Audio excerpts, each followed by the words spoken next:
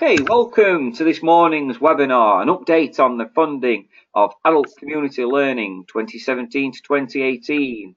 This is Marek from e-Memoir and we're joined by Beej Kaczmarczyk. We like to keep the sessions as interactive as possible, so feel free to use a question or chat facility to put your questions and thoughts to Beej.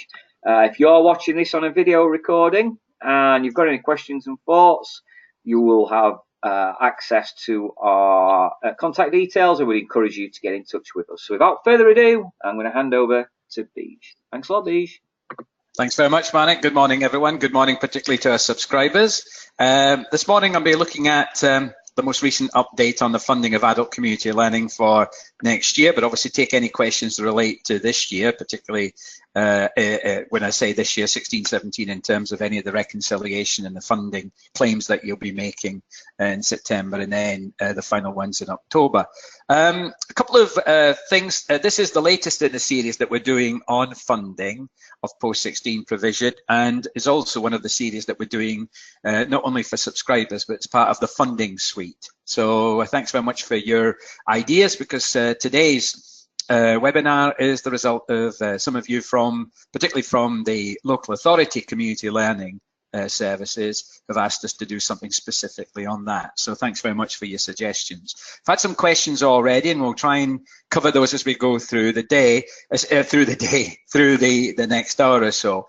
Essentially, what I want to do is set community learning in the context of how all learning of adults other than apprentices is being funded for those people who are 19 and over, and that's through the adult education budget. And I want to start with that and then focus a little bit on the detail of community learning, particularly that non-formula community learning funding that I know many of you are still involved in.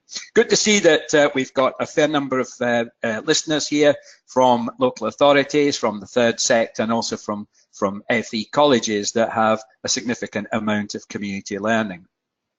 So let me just start off by just making sure that we understand the key concept underpinning the adult education budget, which includes basically all of the ESFA's participation and support funding for eligible learners at 19 and over, other than obviously apprentices. So in effect, it's a single funding line. When you see the allocation made to providers for example, 16-17, you see that, which includes community learning, which was a significant chunk for many of you, and it was non-formula community learning.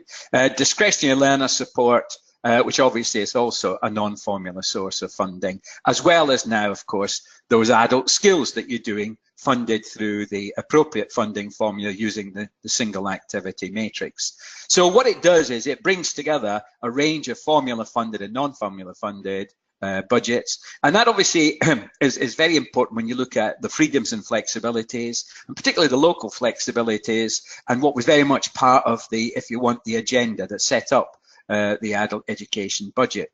It has been set to £1.5 billion for this year, and of course that was intended to be the case right through to the end of the Parliament that existed before the election, certainly through to 2020. I think it's just important to remind ourselves, and this goes back, I suppose, to 2011. And if you can remember New Challenges and New Chances, which was the reform plan for further education and skills, which obviously is still very pertinent, since that's the condition in which you're allocated non-formula community learning funding, is that it has these principal purposes. So it's about engaging adults and providing them with skills and learning needed for work and apprenticeship, or of course in many cases to undertake further learning. And therefore it enables those adults to have qualifications, regulated qualifications, non-accredited provision as well as tailored programs which might help those that are the furthest from learning or employment. And obviously that's very critical when you go back to those principles and those objectives that underpin government-supported community learning. So it's important to remember that it funds a broader range of learning activities, not just qualifications. So in that broadest sense, in community learning, preparation for life, adult re-engagement, independent living, employability skills, volunteering, as well as those wider participation things such as improving people's health and well-being. And you can see that that sets the tone very much for the, if you want, the missions and purposes of many of the organizations listening in today. What is going to change, I think, and is this increasingly subject to what might be local commissioning and local devolution, depending on how the devolution moves through England, particularly after 2018 and 19 in some of the combined authorities and certainly by some LEPs, and obviously that now might be expanded to other local areas post 2019 and 20. So that's the sort of sets the context.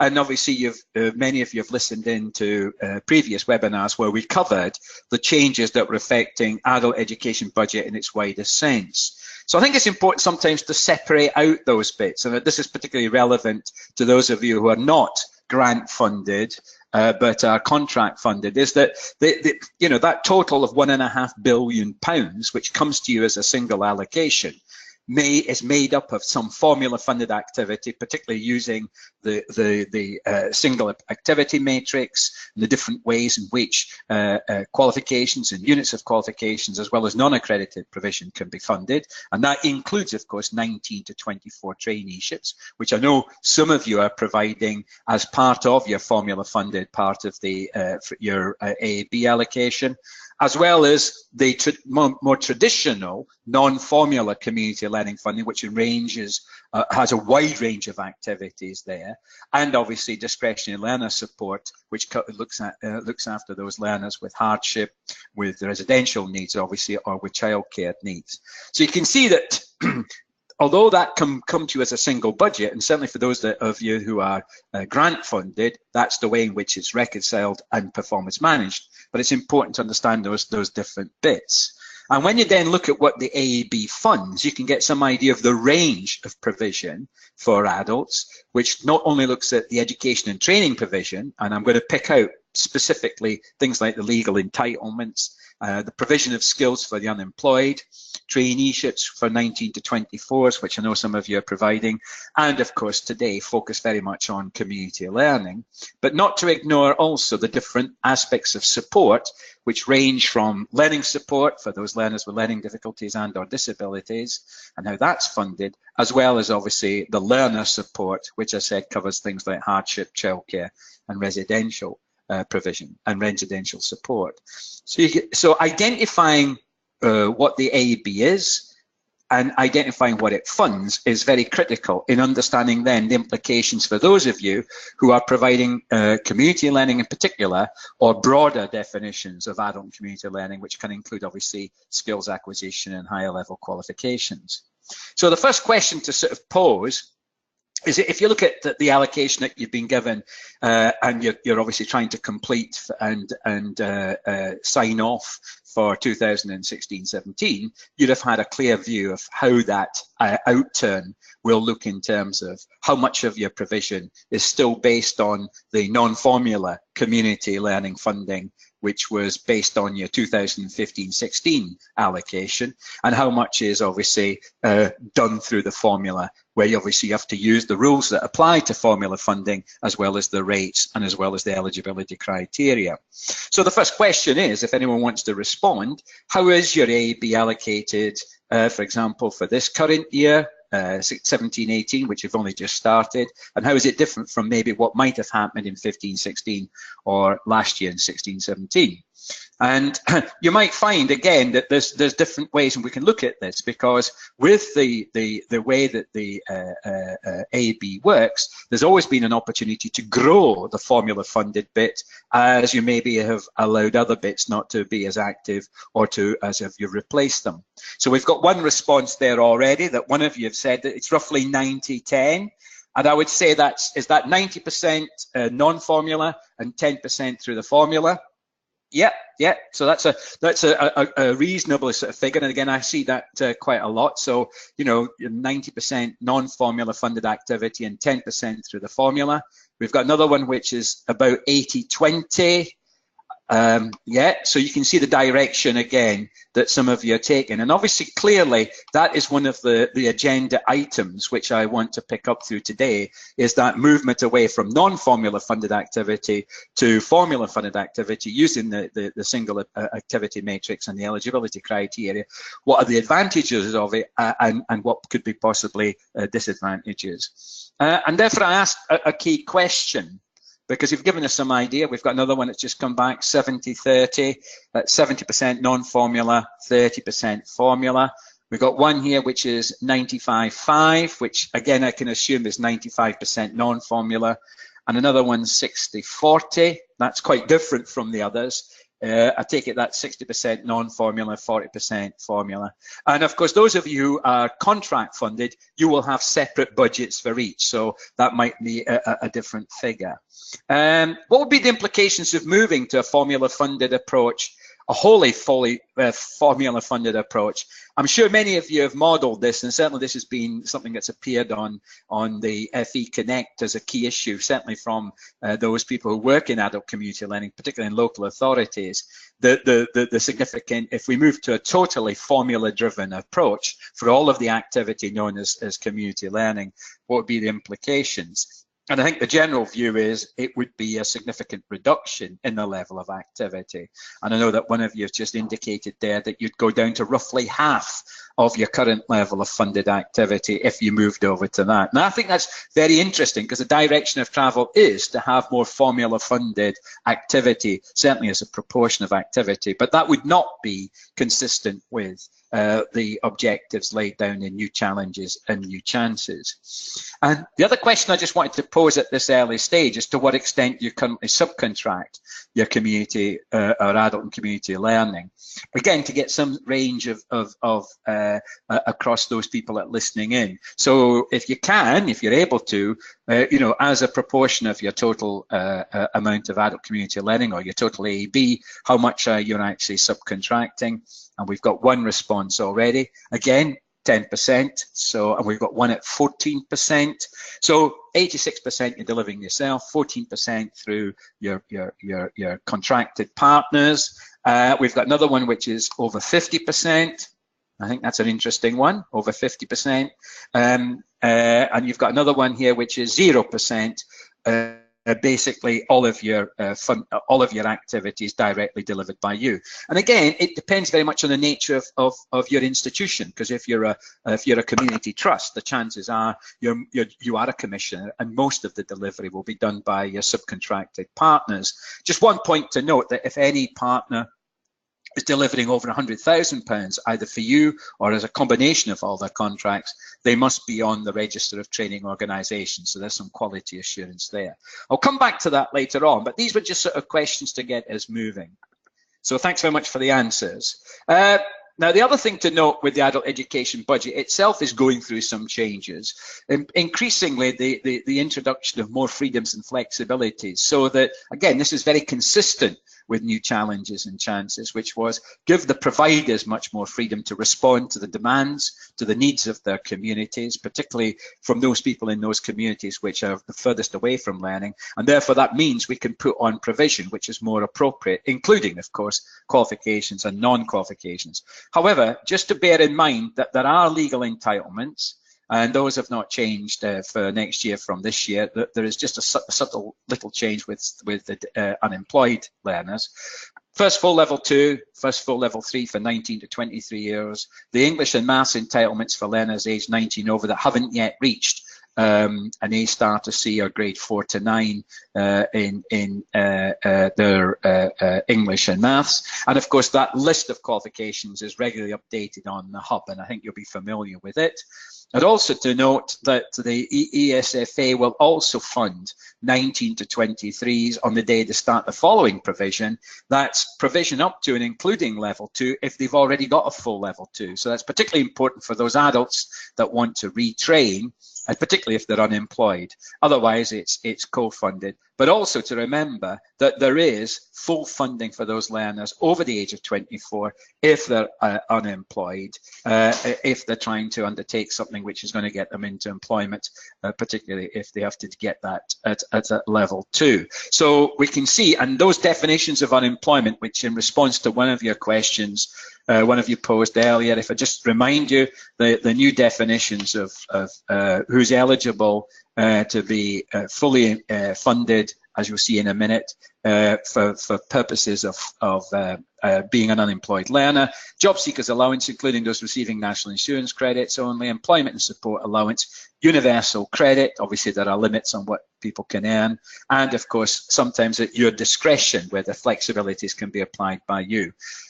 Can I just remind you that for any of the provision which is formula funded using the single activity matrix, the eligibility criteria for who's eligible to be fully funded must be applied. You can't just apply what you would normally apply with a non-formula community learning, where you might apply your own local discretion in terms of fees. You know, where you might say that if it's a smaller program, we don't charge. If the person's over a certain age, we don't charge. That's local discretion, which can, of course, apply to the provision that you are making, which is formula funded. So just to remind you of the legal entitlements, learners eligible for these entitlements are fully funded. So again, first of all, level 2, first of all, level 3, and that's obviously for 19 to 23-year-olds, English and Maths for anyone that's age 19 over that hasn't yet achieved the GCSE A star to C or grades 4 to 9. So those entitlements are very critical, and they will form a significant part of that provision that you're making that is particularly formula funded. Now, however, it's not just about the eligibility of the learner, it's also the eligibility of the program. And as I said, keep in touch with this because obviously it changes on the hub, but there's the definitions for purposes of first full level 2 and first level 3, and then obviously English and Maths. And obviously that includes stepping stone qualifications, which does include, of course, ESOL. So it isn't necessarily an English qualification, i.e. GCSE or functional skill, can also be ESOL. And obviously the qualifications that apply in terms of the 16 to 23 offer, although we're only interested in the 19 to 23 bit of it, that's obviously determined by what goes into the performance tables. So again, the hub will tell you whether that diploma that you're doing at level 2 is eligible to be fully funded for someone who's 19 to 23 who hasn't yet done it. So just watch that one. The only changes to fully funded categories introduced this year was that it would fund, the ESFA would fund fully anyone who's 19 to 23 on the day they started any of the provision that included level 1. So it could be anything that was at entry or level 1 that helped the person to then progress. And of course, for many adults, that is the big step. It's going up from entry or level 1. And then giving them the opportunity to progress to first full level 2, which also applies to anyone who is over the age of 24 and unemployed, as I said. And that full list of entitlements, as well as who the ESFA will be fully funding, is in that table there, which I think you're all familiar with. But you can see that the first full level 2 must be delivered as part of the legal entitlement. Learning to progress to level 2, which is the third one down, that's fully funded up to and including level 1 for 19 to 23-year-olds and anyone who's aged over 24 who's unemployed. But it must be delivered as entry or level 1 provision from a local flexibility. And clearly, that's going to take much more shape and direction in future when you start to move to more devolved models. So we'll pick that up in a minute. One of the questions that you've asked is are there any, for ESOL, ESOL will continue because it's a priority. It will continue to be funded in the way it is. For unemployed learners, it'll be fully funded. For other learners, it's co-funded. But you can also increase the funding for ESOL by taking a proportion of it and adding on any hours that you need to deliver it, which is greater than what was inferred by the rate of funding on the rates in the single activity matrix. So that extra funding that's always been available for more hours is still there for 2017-18. But one of the questions that's been posed is are 16 to 18-year-olds eligible to be funded through on ESOL programs through adult community learning? The answer is not normally. They would be funded by the ESFA as part of a 16 to 19 allocation. However, there are some 16 to 18-year-olds who can be supported, and that's particularly if they're a parent, carer, or guardian attending a wider family learning or family English, Maths, or language program. I'm quoting the actual part of the rules. And they must be funded through the non-formula community learning using obviously model 10 in the funding model field on the ILR. So the answer is only if they are a parent, carer, or guardian, can a learner under 19 be funded through something to with what I'd call a wider family learning or a family English, maths, or language program, which would include ESOL. I hope that answers that question. If not, we'll obviously come back to it at the end. The other thing to note, by the way, is that inside the freedoms and flexibilities, to pick up particularly paragraph 153 from the funding rules, where if you're delivering non-regulated activity, you must make sure that that activity, which would be driven by the formula, you'd use the single activity matrix, it should cover those, it should be one of those things you're trying to do. So obviously that would cover a fair bit of the provision that you as an ACL provider might be doing. But obviously, again, it would be subject to the normal eligibility criteria. One argument that I think has got to be critical, and I'm sure in each one of the providers listening in, you've got a key member of staff who's familiar with non-regulated activity, who's also familiar with the way in which you can quality assure it, particularly by having an appropriate framework that quality assures those outcomes in line with the best practice, for example, from the Learning and Work Institute. But I'll come back to that in a minute with a quick word about RARPA. So there is therefore within the AEB a fair bit of change in itself, and obviously I want to look at that in a more general way before I start to focus down on community learning. That's much the more specific element that many of you described as being a significant component of your AEB allocation. The local flexibility, by the way, is trying to reflect, I think, this locally designed learning, both qualifications and non-regulated activity, which either helps those adults to get up to level 2, so they need something at entry or level 1, but also it helps to upskill those people who might already have a full level 2, but it's in the wrong place, the wrong skill set, and maybe no longer relevant to the needs of that labour market. So the qualifications and units which you can use, including ESOL, are actually specified on the hub. Now, at the point I made earlier, where the learning is non-regulated, the assumption is there will be a robust and appropriate quality assurance in place. And in other words, that you've got some kind of framework which recognises and records progress and achievement. And that is a good way of quality assuring and giving some confidence that those outcomes are ones which are measurable and stand and allow for people to progress. So under the, and there's also a question here about, can you use the AEB to fund 18-year-olds under the youth obligation? It's something I'm just going to pick, I think I've got, if I just pick it up, have a quick look at it.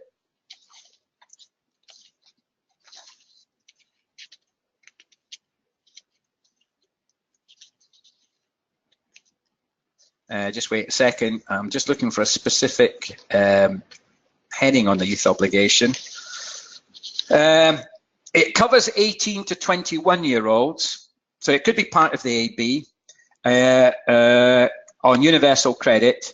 It's an intensive program run by Job Centre Plus to support claimant. Interventions are there to address barriers to work, including English, maths, ESOL, IT, employability skills, traineeships, or Princess Trust providers. So there's an opportunity for AEB providers to engage with and promote their AEB offer as part of the youth obligations. So yes, and it says 18 to 21. So obviously it doesn't apply to anyone that isn't in that age group. So the answer is yes. So it can use the AEB to fund 18 to 21s who meet those particular criteria, particularly if they're, as I said, on the universal credit, and those programs can include those things I just described. So thanks very much for that question. And thanks again for those questions. So local flexibility, which I think many providers have started to understand, can actually give them much more freedom to offer programs which are not always about qualifications, but really do fit with the specific needs of their local communities. Not only in terms of access to further learning, but also to employment. So just to remind you, they are available for 19 pluses. non-regulated learning and or qualifications and units at entry level 1 and 2, they can all form part of the local flexibility, because again, you might be using some of those programs at level 2 for people that are needing to move between jobs or unemployed, whatever. And the learners will be eligible, looking at the table that we did before, for local flexibility. They'll be either fully funded or co-funded, so they're not all fully funded. One point to note though, from the 1st of August this year, anyone who's 19 to 23 who wants to progress to the first level 2 can only undertake under the flexibility learning at entry or level 1. So just be aware of that, and that obviously qualifies them to be fully funded.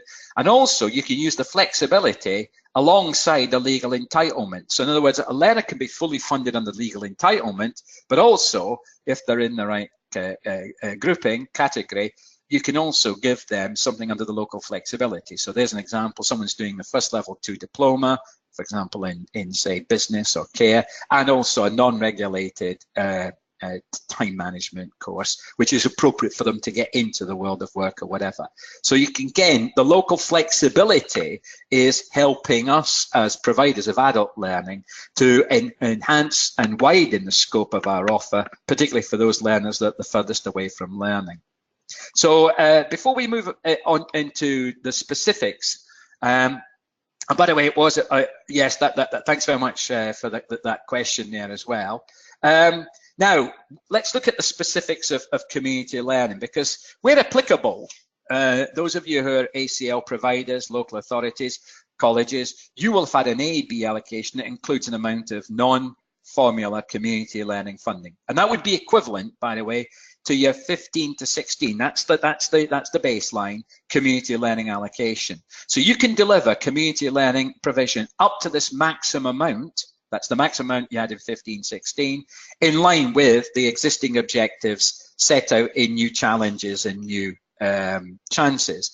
And sometimes it's worth reminding yourself about those objectives. Remember, the purposes of government-supported community learning was to maximize access to community learning for adults, promoting social renewal, maximizing the impact of community learning on social and economic well-being of individuals, families, and communities. Go through the specific objectives. One objective I still want to come back to, which is critical, is collecting fee income from who can afford to pay and use wherever possible to extend the provision to those who can't, as well as the wider range of skills such as digital skills, employability skills, issues to do with stronger communities, families, more support for dysfunctional families or families in trouble, helping with volunteering, and then kinds of commissioning local work that might be also co-funded by agencies such as the health authorities, through European Social Fund, or obviously for other sources of funding. Now, the key thing here is that if you're in receipt of non-formula community learning funding as part of your A/B, then you can spend up to that 2015-16 allocation value. Now, what happens if your allocation is above the value of your community learning allocation? Well, you can use this amount of formula-funded A/B to deliver additional provision that might be similar to community learning.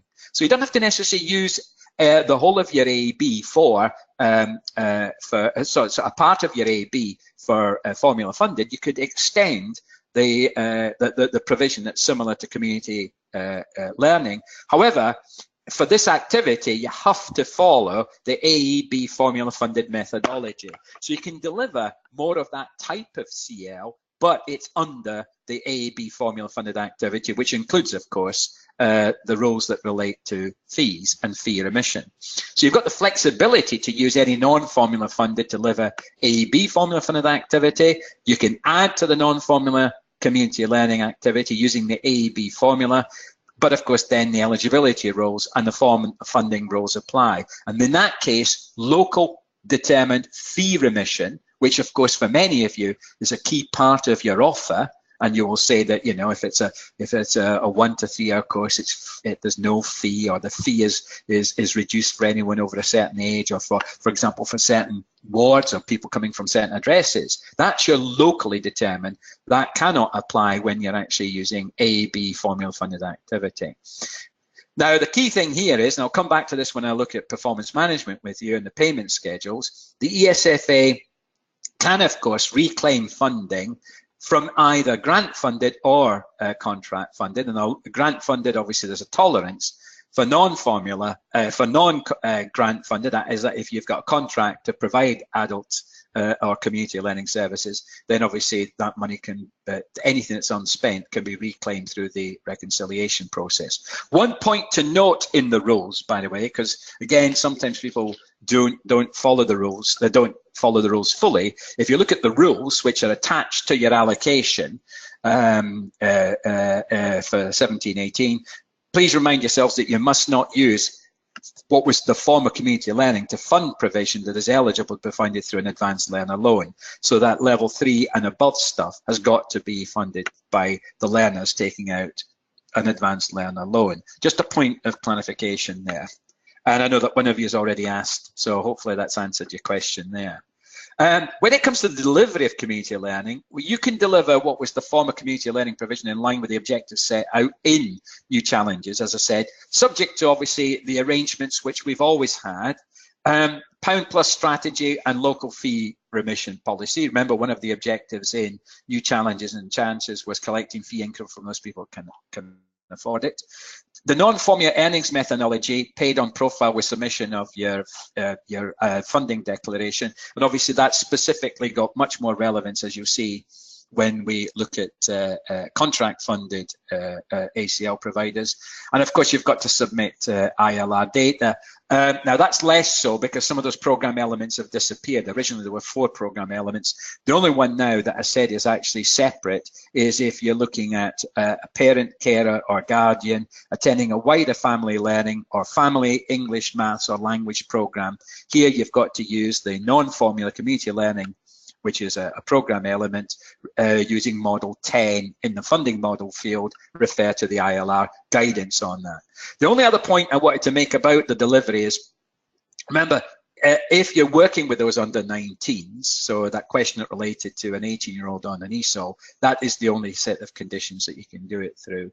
And also, one rule that, again, just to remind you, it's sort of not always explicit, is that for the delivery of community learning, we must make sure that there are appropriate initial assessments in place, there's signposting, and if possible, you know, we're able to identify if those adults have got English, maths or ESOL needs, and then offer accreditation where those learners want it. And that's one of the challenges, I think, that a lot of adult community learning providers are facing, is this move increasingly to learners saying, right, I've done X and Y, now I want to do something that's going to lead to an external qualification or a recognized qualification. And clearly that then moves you into different areas, particularly of formula funded provision. So and that direction of travel might be one that, you know, we might to sort of comment on. So for example, if you go back to 2011 and New Challenges and Chances and the setting up of that, sort of, if you want support from the state, from the government for community learning, how has your curriculum offer changed? So for example, have any of you increased the proportion of work that you now do that's leading to nationally recognized qualifications or qualifications on the RQF? Have you started to do less of some things and more of some others? Particularly if you've been able to then pull up some of the funding from other sources. So this is, again, a little question just to sort of get you to think, how has your curriculum offered as an ACL provider changed you know, since 2011 and since obviously the introduction of the AB? So you're doing more or less. Does this now relate much more to working in partnership? One of the things that I've certainly noticed that some of the providers that I work with, which are local authority providers, there has been an increasing proportion of qualifications on the RQF, particularly in the areas of employment, areas of English, maths and ESOL. But at the same time also, they've widened the offer increasingly to take account of things like health and welfare, working with families who are in some difficulties and distress, or just helping communities to become more self-sufficient. So I think there's a sense in which we've still got to make sure, particularly through things like encouraging volunteers, getting people to move through learning is still a constant aspect.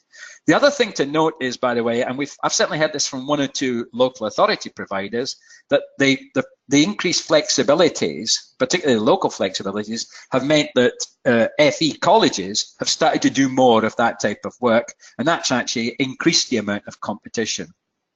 So I don't know if any of you who are local authority providers have noticed that your neighbouring colleges are starting to do more of the sort of work that you were doing before under the local flexibilities, because they can offer a mixture of qualifications and non-accredited programs under those flexibilities, which I showed you earlier. So these are just some things that are starting to, I think, get us to start looking at the curriculum. And one of the things that certainly I found working with ACL providers, particularly local authorities recently, is it's good time now to review the curriculum offer in the light of how the AB is working, in light of moving towards local devolution. And this could be, at this point, a strategic review, which I think will be well worth doing, particularly as you see some of the pressures there on levels of funding, particularly if you're not able to draw down significant amounts of contribution in terms of fee income. And I know that one of you has already said that your pound plus strategy is essentially not about cash, it's about getting the plus in the form of kind, you know, low rental rooms, IT support, volunteer staff and such like. Then I think that's very important. But also I think there's a general sort of thrust in government policy to more and more adults paying something towards the cost of their learning. Now, the actual formula itself, I won't spend too much time on, because I want to come back to just wrapping up some of the issues about payments and performance management. The actual formula that applies to that, if you want the formula funded element of your AB, particularly in terms of supporting adults who want to do qualifications. The funding for each individual qualification, it's not funding for a learner, it's funding for a qualification, is based on the rate, that's the single, coming off the single activity matrix, or if it's a recognised qualification. The only thing that we then take account of is what's the learner's postal code. We can therefore, with the poorest 27% of postal codes, add some kind of a factor to that. And then obviously if you're based in a cost area where your cost of supply, your staffing costs are very high, London, the South East, that's also factored in. So that formula is no different. What it does mean is that for 17-18, we're basically using the same rates for most learning aims that were already funded in 16-17. For anything that wasn't funded in 16-17, we're using either regulated guided learning hours, the total qualification time, which can include assessment time, or the planned hours grouped into one of those funding bands in the single activity matrix. And that's obviously, many of you do use that. I was looking at one of the ACL providers, one of the 5 biggest, that even for your non-formula community learning funding programs, you know, the programs you're offering there, you were using the single activity matrix roughly to generate the same price per hour, whether it be £4, £5 or £6. And of course you can use that particularly for very small provision. So if you're running programs between 1 and 3 hours, and I know some of you, the bulk of your learners will be doing programs less than 10 hours, then you can still use this as a guide to what you might be wanting to charge them, or at least that's what you might be paying a subcontractor who's delivering, you know, say 100 learners on a 9-hour program. You'd set some kind of rate there. The other elements of the funding formula, by the way, have not changed. So the index of multiple deprivation is being used for disadvantage uplift. But for those of you with the AEB formula funded methodology for all of your provision or part of your provision, the earnings methodology is still 80% on retention, 20% on achievement. And obviously that's critical in terms of the impact of each month of those learners being retained and obviously achieving the qualification or the non-regulated outcome. And of course 20% is in some way got to be recorded either through the qualification, the awarding body, or through RARPA, whatever method you've got. And also don't forget, for co-funded learners, we're not getting the full rate. The rate we get is 50% of the unweighted rate, and then obviously the assumption is that you're charging the learner the other 50%. That's part of your fee strategy. So the formula is not changing. Therefore, we can put most of the provision, and this is for the formula-driven provision, into one of these funding bands, although you can also use the funding bands for your non-formula community learning, your you know, the amount that you had that was given to you that reflected 15/16. You can still use that more or less in any way that you think makes sense, particularly when it comes to a fee strategy and obviously to any income that you're sharing then with your subcontractor, so that you're not retaining a disproportionate amount of the amount, and then making it difficult for your subcontractor to deliver quality. So you can see that for the exceptions, which is the qualifications such as GCSEs, functional skills, which I know some of you are providing as part of your ACL offer, then obviously you use these rates. And again, the same logic applies there. So, so you might have an adult who, you know, and this is one of our partners here as an ACL provider, local authority. They do run some significant IT programs at level 2. And you can see there the difference between a fully funded learner. It's 180 GLH. It's a big program, 6 hours a week for 30 weeks, which I know is not common, but we have seen it in some local authority providers. If the learner is fully funded, then it's £811 that you'll get, 80% retention, 20% achievement. If they're co-funded, you see the rate that you're getting is £449. So it's the full rate less the 50% of the base rate, and therefore we'd be looking at this learner paying us the equivalent of about £2 an hour for this program. So you can see how that would work with a qualification through the formula. The methodology I've already talked about, 80% on program, 20% achievement, and this is obviously paid on profile to colleges and local authorities as part of the year-end and reconciliation. In other words, if you're grant funded, and I'll come back to that. Those of you who are funded through a contract as an independent training provider, then obviously this is paid to you on actual performance, and obviously balancing payments in the month after the data has been received. So you're subject to much more of a rigorous earnings and payments approach. And that just shows you how the 80%, 20% works for, say, a functional skill in English. If you're offering a functional skill, you can see what proportion is done by retention and what proportion is done by achievement. All learners, it doesn't matter what the source, what part of the A-B spectrum they cover.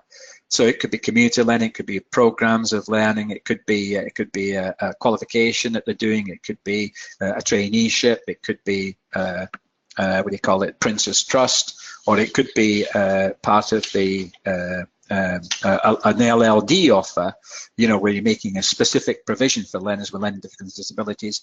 All those learners are still entitled to have an assessment of their individual needs. Or if they disclose it, you assess it, and then you calculate the best way of supporting them. So this funds anyone who's aged 19 and over and under 25 who are not subject to an education healthcare plan. If they're subject to an education healthcare plan, they should be funded through the ESFA's 16 to 25 funding formula, and that's a different formula. The fixed monthly rate of £150 per month is what you claim through the ILR. You cannot claim anything different. So remember, this is not like what might happen with an apprentice. And then if you need more than £150 a month to support an adult who's got individual learning needs, then you can do that. You must have the evidence, and that's done through what we call the earnings adjustment statement. So for some of you, the reconciliation is quite interesting, because the reconciliation is not only through the data that you've provided through the ILR, but also through the earnings adjustment statement, which is where you put the stuff that the ILR cannot record, such as, for example, excess learning support in any 1 month. And there's still a 19% ceiling. So if you need to go for a top up for an individual, it comes from central funds. Please make sure that if you have a learner who's 19 to 24 who's not on doesn't have an education healthcare plan, there's a reason given for it. So that means that we can still fund them through the 19 plus funding formula. So that's still important, because that covers all those learners, as we said. And discretionary learner support is no different, because that obviously covers hardship, childcare costs, and Now, what kind of evidence do you see being provided for learning support? That would be, even for a learner on quite, a 9-hour program, you might need to provide learning support. It would be an assessment of what need it is, and then how you plan to support it with the costs provided. So if you can do that through a very simple system, some of you know are big enough ACL providers. I know one of you listening in, your contract is for £10 million. You would most likely have something like a spiral system, a MIDAS system, which can record that and then provide the evidence should that be asked for. But for me, certainly with my partners, CL Community Learning hasn't been audited for a while. And I think as long as you've got the evidence, that then you can justify making the excess learning support claim through the earnings adjustment statement. But the evidence must be that you have done the assessment. You've now got some costs. So they've got to be the cost of the individual tutor, the care assistant, whatever, using a reasonable range of costs you've got there. And that would be attached to the learner file for that individual, right? So attach it to the learner file. So good question. Thanks there, Alison. Just one little question, because I know some of you are still, I know a few of you are not using subcontractors. Generally, in ACL, there's been a reduction in the level of subcontracting for a number of reasons. Some of you, it's just you've brought it more in-house to assure quality. Some of those smaller providers have found it difficult to survive in this world. And also because with the local commissioning, the chances are there's going to be a wider range of direct providers. So there's been a reduction level. But the key thing for me is whatever arrangement you have, and I've been looking at, for example, a couple of city councils, which are very large ACL providers, your subcontracting rules, sharing of and distribution of income, your quality assurance has been very transparent, and I think that's critical. It's explaining why you're using a subcontractor and also how you're using that subcontractor to enhance the offer, and all the quality assurance, the reviews, the monthly meetings, the things that you've built in there, I think are critical. One thing that's different for this year is that second level subcontracting is no longer allowed, so make sure that doesn't happen. You've subcontract to that contractor, make sure they don't do it again, make that a condition of the contract, but also that those key requirements are there. If you've never subcontracted, then you've got to get permission from the ESFA to do it for the first time. So they'll have to be assured that this is a quality assured and a robust arrangement you have. You must publish your subcontracting fees and charges, and I looked at those big providers, the big ACL providers, and in one case, no charge was made. So in other words, 100% was passed on to the subcontractor. Very good. In other cases, you're talking about 10%, 15%, and in the most, we've seen 20%. But it's got to be a reasonable amount to make sure that the person, the organization you're subcontracting to, is able to deliver quality. And of course, you must declare your subcontracting arrangements or any changes in those arrangements to the ESFA when it's required. That's twice a year. So now, in terms of the payments and performance management, just wanted to just say a few words here. Those of you, and most of you listening in, are grant funded. So you get A, be allocated as a block grant. It doesn't distinguish between those different, doesn't have three separate budgets there. Your payments for everything, right? Everything comes on a standard national profile. Now, what you must provide is 3 claims a year, setting out actual delivery to date. So you've got your mid-year, your final, your end, and your final, and then you so obviously a forecast in mid-year for the remainder of the funding year. So and they must include the whole of your adult skills, formula funded, your former CL, which should be no more than your 15-16 learning allocation, and any DLS discretionary learner support funding. Now, if you over-deliver, there's no automatic payment. There's no, unless there was a request for growth, whatever. However, if you underperform, it's a 3% tolerance. So as long as you get over 97% and over of your allocation actually used up, you're okay. If it's not, then the difference between what you got and 100% is then recovered from you through the reconciliation process. It's different for those of you who are on a contract. So some of the smaller providers and some of the independent providers that do ACL, here the allocation is still in 3 separate budgets. Your actual payments are made for the adult skills bit. That's the formula funded. Your CL, that was the former CL, that's the 15-16, is paid on profile, and it's roughly 8% per month, reconciled obviously in the final claim. Your DLS is basically paid in 3 stages, and you can see those. But any under delivery can result in you having to pay back unspent funds. So there's no sort of automatic tolerance built in. So the performance management for 17-18 is not out yet. It doesn't come out usually till the autumn. But I think you can use last year's very much to sort of guide you in terms of things that will apply. So hopefully that's giving you a bit of a sense of where adult community learning funding is going in terms of the position it's got in the AB, something that's very specific to community learning, something that relates to those of your grant funded and something that relates to those of your contract funding, as well as understanding the basic sort of methodology. One big driver, I think, of a lot of what's going to happen with the funding of ACL in future is devolution. Now, we know there's a strong push, certainly in the last administration, for local control of skills, building on the growth deals. The local enterprise partnerships have already got some elements of funding. We've got the LEPs, we've got the metropolitan areas, then we've got London covering large chunks of population, as well as the demands of the smaller areas. So the big issue is what's going to be devolved once those local areas have got a mayor and they've got some kind of clear shape and direction for a strategy.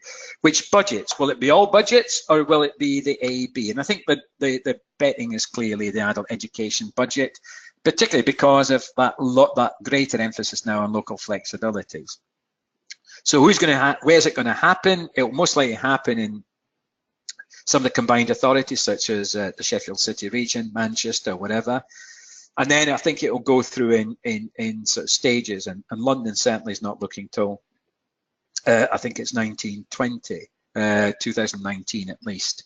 Now, the government views this as the AB as a key element of this, because it's about local service. It fits with the, if you want, the purposes that the government-supported community learning also had.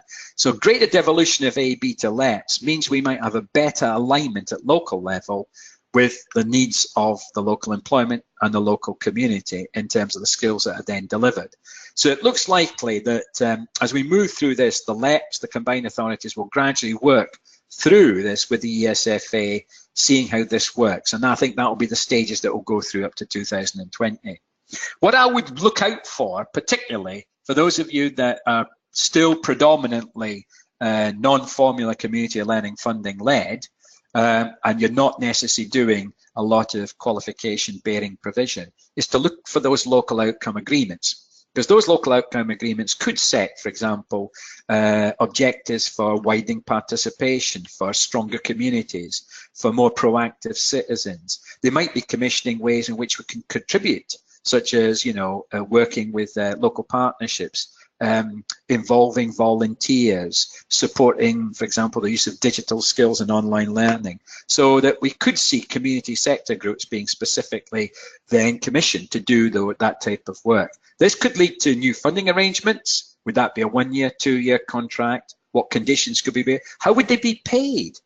And each devolved authority might have a different way of paying. It wouldn't necessarily use a national formula, so it could reflect the differences that, for example, you're already seeing between community learning trusts, some of which have got very different ways of commissioning, some through an open tender, some through what do you call it, an assumption, and others which, of course, you've used the matrix to fund, and others which have used other methods to fund the activity.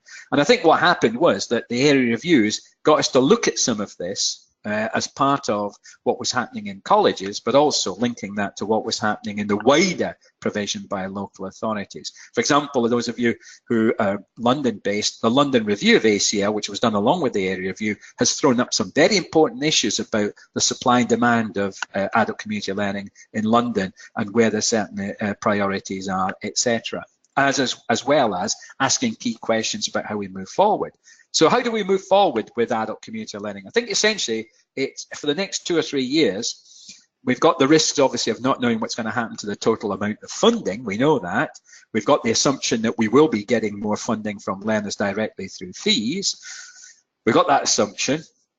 But I think we are more likely to end up with some kind of mixed economy offer, where there'll always be a national offer which requires things like qualifications, first level 2, first level 3, and things like English and maths, functional skills, or GCSEs.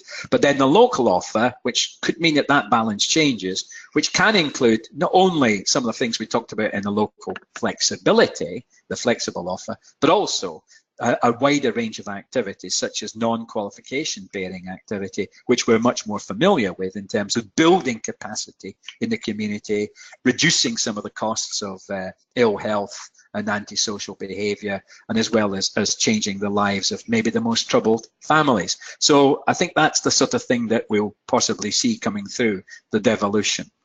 So a couple of, some other questions here to sort of pose.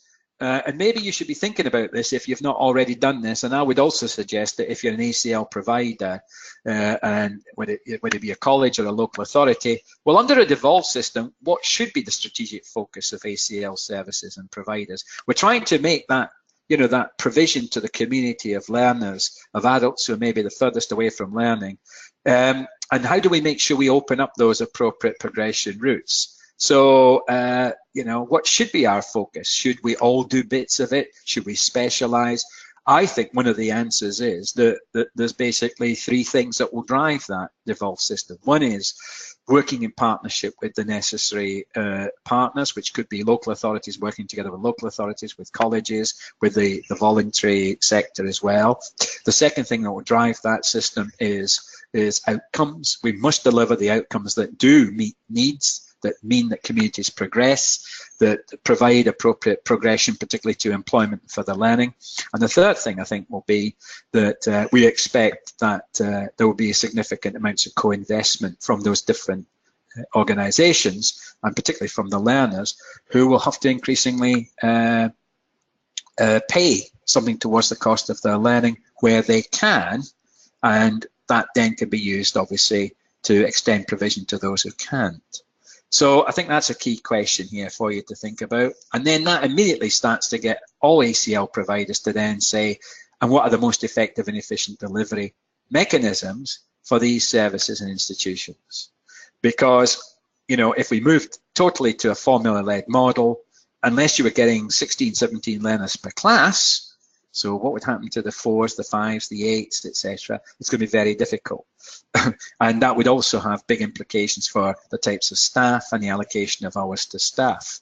So we have got to look at this, particularly the use of online and how partnerships can extend the offer, but also make for much more effective and efficient delivery. So I think that's those 2 questions for me are very much driving all strategic thinking at ACL providers, particularly at local authorities that provide, the 150 local authorities that provide ACL either directly or through subcontracting. Those are 2 questions I think they've got to face and they've got to answer. And I've been working with some local authorities in trying to respond to those 2. And I think the third question is, well, yeah, can we just do what we need to do in terms of meeting our purpose, our mission, our strategic objectives, just relying on the ESFA and fees? And the answer is no. So what other sources of funding have we got to look to access? Whether it be health funds, funds from voluntary sector organisations, funds from national organisations which have got a particular agenda, such as Macmillan, or through other sources of funding, which might include, for example, sponsorship, etc., to deliver those if you want, services and providers that the local adult community learning needs. We might have to be looking at those other sources of funding. So it's not just about European Social Fund, which of course is under threat, as we know, for other reasons, but also how can we then start to bring those budgets together, which actually then mean we can deliver a comprehensive and cohesive offer. So I think those are some questions for you to take away. Hopefully, we've covered the sort of things that are critical for understanding 17 and 18, and obviously version 2 of the funding rules, but if you have got any issues, have a good look at your allocation that you've been given from the ESFA for 17-18 and the appendix that actually has the rules applied to it. And if there's any questions that relate to that, come back to us and we'll give you the contact details. My sort of final picture is what does the future funding arrangements look like for adult community learning? I've already talked about increased localism and devolution. I think we've got to line ourselves up with economic and social policies, the skills planning industrial strategy. Ultimately, getting people into work and keeping them work is critical for many communities. But also, I think we've got to be responsive to different market needs and wants. You know, what the needs of older learners, what the needs of people who have language problems. What about those people with mental health and addiction needs? I think that this could either lead to fewer providers staying in business, or it could lead to more very specialized providers working in partnership. So there could be either one or the other, but generally funding has led to less providers being able to sustain themselves.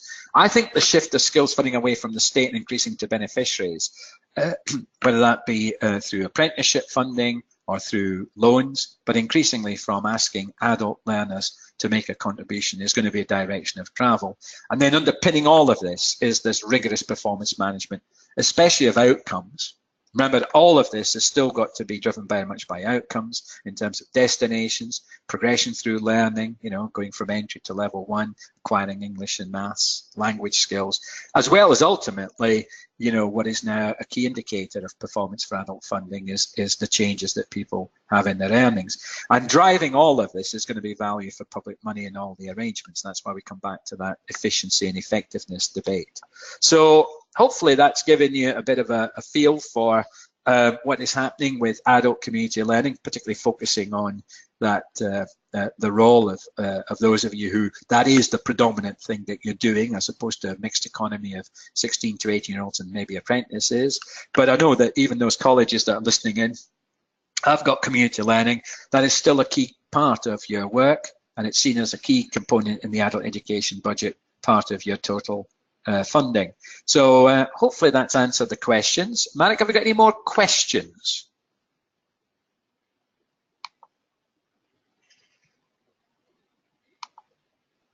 Sorry about that, I was just trying to unmute myself. No, any more questions? I can't see anything else that pops up just at the moment, so there's a good opportunity here if there are any further questions. Thanks those that we've received so far. Anything else? And again, for those of you who are perhaps watching this on a video recording as well, if you have any questions and you'd like to put them to us, then feel free to do so. We'll obviously be providing you with a copy of, with our contact details as well. Thank you very much. You're on Beej. That was awesome again. Yeah, and I think in answer to a question that Janice asked, if this is very specific, how you organise learning, if you're both providing for young people and adults, is up to you. So the idea of a young person and an adult sat in the same class doing ESOL, but funded in two different ways is not a problem. So if that was the nature of your question, Janice, it is not a problem. As long as you know what the two sources of funding are and they're different, they can be in the same class at the same time. That might be more appropriate, particularly if you're basing it in much more of a community setting. So if that was the sort of root of your question, but thanks very much for the comments. Marek, if we turn off the recording now, we can say thanks to everyone, but if